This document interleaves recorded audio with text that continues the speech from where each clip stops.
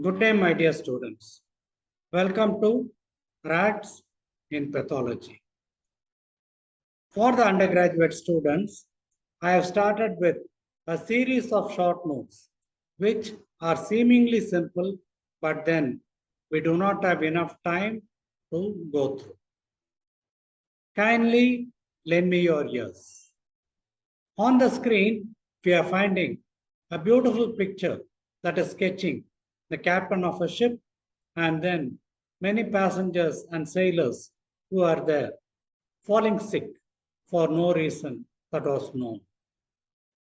And that is vitamin C deficiency or scurvy, which we shall deal with in today's class.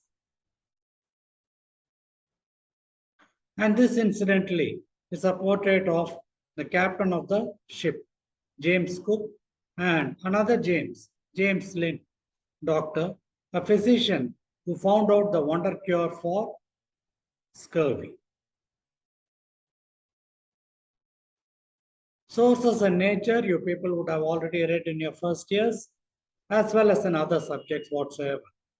The citrus fruits, lemon and orange, grapes, tomatoes, whatsoever. Small amounts can be found in the meat and milk also, which are readily absorbed from the small intestine. However, they are destroyed by heat and the pasteurization of milk. They are stored in most tissues of the body, and the maximum storage is found in the adrenals. And this is just a school chart which we can rapidly go through. This is more important for us, the physiological functions. Vitamin C is concerned with a number of these oxidation reduction reactions. It helps in the conversion of pro-collagen to collagen. Many of us say it forms collagen, not so. You find that the amino acids are there in the alpha chain. The alpha chain, they join together to form the triple helices from which we get the collagen molecules. Finally, these are the collagen fibrils which can join together to form large collagen fibers and bundles. Obviously, when there is going to be a defect in this, there is going to be a defect in the collagen formation. And it is simple knowledge to us say what is the importance of collagen. It is the important ground substance, not only for the connective tissue, but also the other mesenchymal tissues such as chondroid and osteoid matrix. Dentin of the teeth. The vascular endothelium is also strong enough by means of the intercellular cementing substance. Obviously, the manifestations will be when these are affected,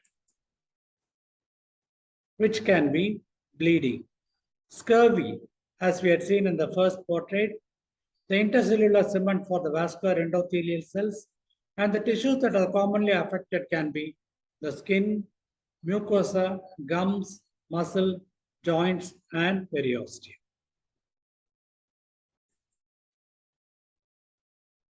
A simple mnemonic, which I had designed myself: A for anemia, B for bleeding, C for cement deficiency and also scurvy. Look at the capital C over here.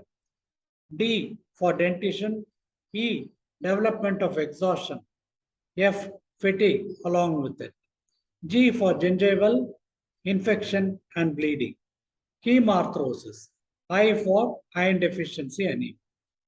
These can be a set of mnemonics which you people can memorize before the examination. And hats off to myself for designing this for you people.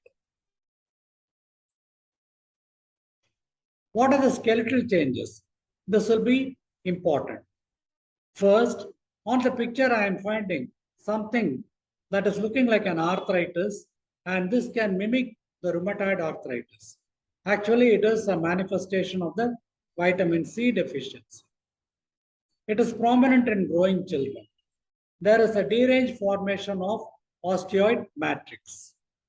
It affects tubular bones, that is the long bones, as well as the flat bones. And the basic pathology is there is a poor laying down of the osteoid matrix, and there is a failure of resorption of cartilage, which means the cartilage persists and the bone formation is getting delayed. Scorbutic rosary is exactly a reflection of this, which I shall be showing you. Also, the other radiological findings are these. There is a pencil point cortex. You find that there is a marked thinning of the cortex that is seen. There is also a line called the scorbutic zone, which is almost straight. The patient can develop a subperiosteal hemorrhage over here. There is also spurs of bone that are formed due to improper ossification. There is a dissociation between the cartilaginous maturation and the bone formation. Frankel's line, you people shall remember, it is a question for you in pediatrics, orthopedics, as well as in the entrance exam. Fractures are more common in patients with vitamin C deficiency. So this particular radiological picture, you people can leisurely go through and have your doubts clarified in radiology. This is what I had been mentioning about the scorbutic rosary. You find that there is a beading of the ribs. This can be found in vitamin D deficiency as well, which is called as rickety rosary. But in this case, you find that the cartilage is dissociated from the bone and stands apart. Also, there is a greater degree of angulation that is there in the ribs. Shades. What is it? The teeth and gums can be affected. There is a development of dentin that is interfered with. Swollen, bleeding gums. Infection of the gums as well as any other wound. Skin, a common site that is affected. Also, in the skin, I will be finding hyperkeratotic and follicular rashes. What do I mean by this word shades? There is a skin discoloration and bruising, hemorrhage, A for anemia. Dental tissues can be affected. E for exhaustion and fatigue. S for swelling of the joints. So that is the expansion of the mnemonic shades. These are some of the manifestations of vitamin C deficiency. In one, I am finding ecchymosis. Ecchymosis means they are large, blotchy lesions. Look at this one, they are almost getting joined together to form a larger patch of bleeding area. Ecchymosis. Corkscrew or perifollicular hemorrhage. These are all areas of hair follicles in which I am finding a hemorrhage around. Perifollicular. And they are standing apart in the form of a corkscrew appearance. Gingival bleeding, most of you people know, but a only word of warning to the dental students. All gingival bleeding need not be due to the etiology of dentition and gums alone. Sometimes you can have an acute myeloid leukemia M3, which can result in bleeding gums. This again is a summary of the manifestations courtesy dreamstime.com. I would like you people to kindly go through the same. Also, I would recommend my book tips for the students in pathology. There is again a market of fruits and vegetables over here. Kindly go through them. Exercise is king, nutrition is queen. Put them together, you have got a kingdom. Mercy.